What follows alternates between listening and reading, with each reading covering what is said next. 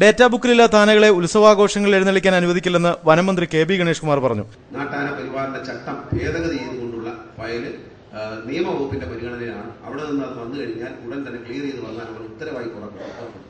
ഈ ഉത്സവ സീസൺ തുടങ്ങുന്നതിന് മുമ്പ് ആ ഉത്തരവ് കൃത്യതയോടെ പുറത്തു വരികയും അതനുസരിച്ച് ജില്ലാ കളക്ടർമാർ യോഗം വിളിച്ചുകൂടി. ശ്രീ ദേവസ്വം പോലുള്ള പോലീസ് ഉദ്യോഗസ്ഥന്മാർ ഒരു പ്രദേശത്ത് ഒരു നല്ല അച്ചടക്കത്തോടെ പ്രവർത്തിക്കുന്ന ഒരു സംവിധാനം ഉണ്ടാക്കാൻ അദ്ദേഹത്തിന് കഴിഞ്ഞുകൊണ്ടാണ് ഇന്ന് അദ്ദേഹത്തിനുള്ള അവാർഡ് കൊടുത്തത്.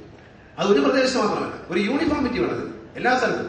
വനംവകുപ്പിലെ ഉദ്യോഗസ്ഥന്മാർ ഒരു ചട്ടം പറയും, പോലീസ് വകുപ്പിലെ ഉദ്യോഗസ്ഥന്മാർ വേറെ ചട്ടം പറയും, ഡെപ്യൂട്ടി കളക്ടറും തഹസിൽദാരും വേറെ ചട്ടം പറയും. ഇതൊന്നുമില്ല. കൃത്യതയോടെ ഒരു നിയമവും അതിന്റെ നാട്ടാന പരിപാലന ചട്ടവും ആ ചട്ടത്തിനനുസരിച്ചുള്ള നിർദ്ദേശങ്ങളും അടങ്ങിയ രേഖ ഇലക്ഷൻ ഈ ഒരു നമ്മുടെ ഈ ഉത്സവ സീസൺ തുടങ്ങുന്നതിന് മുമ്പ് നിങ്ങൾക്ക് ഓരോരുത്തർക്ക് എത്തിച്ചു.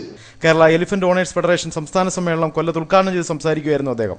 മതിയായ സുരക്ഷാ മാനദണ്ഡങ്ങൾ പാലിക്കാതെ ലോറികളിൽ കൊണ്ടുപോകുന്ന ആനകളെ പിടികൂടാൻ ഡിഎഫ്ഒയ്ക്ക് നിർദ്ദേശം നൽകി കഴിഞ്ഞു. ഗജപരിപാലന ചട്ടത്തിൽ പ്രായോഗികമായ പരിഷ്കാരങ്ങൾ വരുത്തി ഉത്തരവ് ഉടൻ പുറപ്പെടുവിക്കും. ആനകളെ ചീത്തയാക്കുന്നതിൽ പാപ്പാന്മാർക്കും പങ്കുണ്ട്.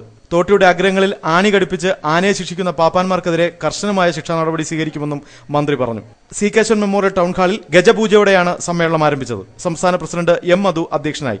സാഹസംഘം ചെയർമാൻ എം ഡി രവി സ്വാഗതം പറഞ്ഞു. ഉത്സവമിത്ര പുരസ്കാരം മേയർ പ്രസന്ന ഏണസ്റ്റ് വിതരണം ചെയ്തു. N Peethambarakurup M P, A Azeez MLA, councillor C V Anilkumar, K R C Menon, advocate T N Arunkumar എന്നിവർ പങ്കെടുത്തു. ന്യൂസ് ബ്യൂറോ, കൊല്ലം.